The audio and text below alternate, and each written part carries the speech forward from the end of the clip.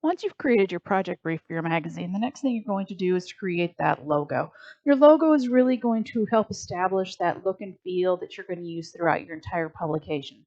And now you have to think about it. Will this logo work if it is as big as a billboard or is as small as a favorite icon?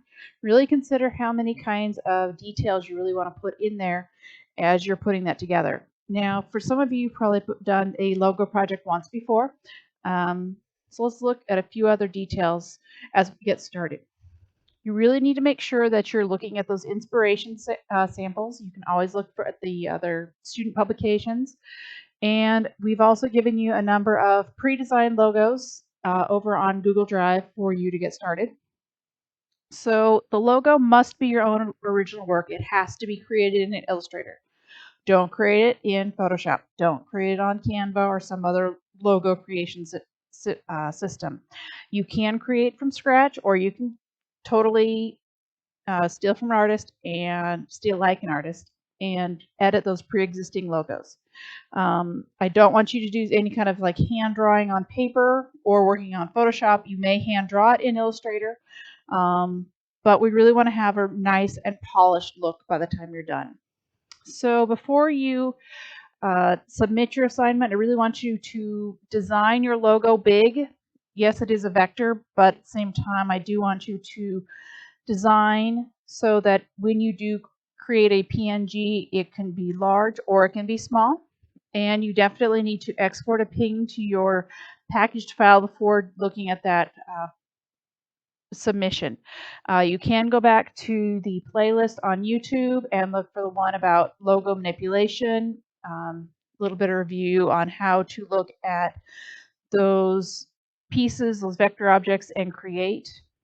And make sure when you're submitting to Canvas that your package file has that Illustrator file, that it's got a PNG. So first thing you're going to do is package that file, then you're going to go back and export that PNG into the file.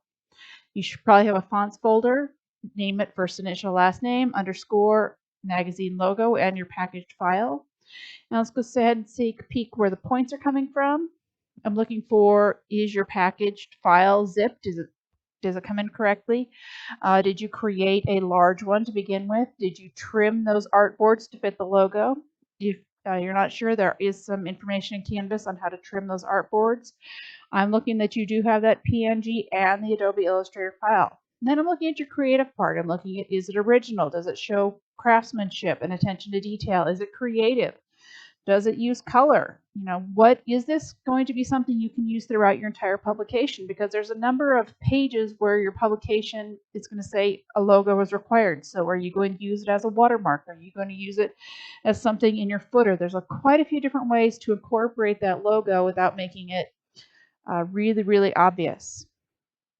So if you go ahead and look at your logo, the extra assets, I've given you tons and tons of extra ideas and different things you can cut and paste, bring apart, or make something that's totally your own.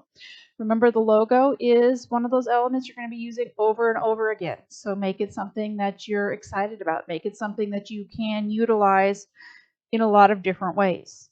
So I look forward to seeing how your logos come out.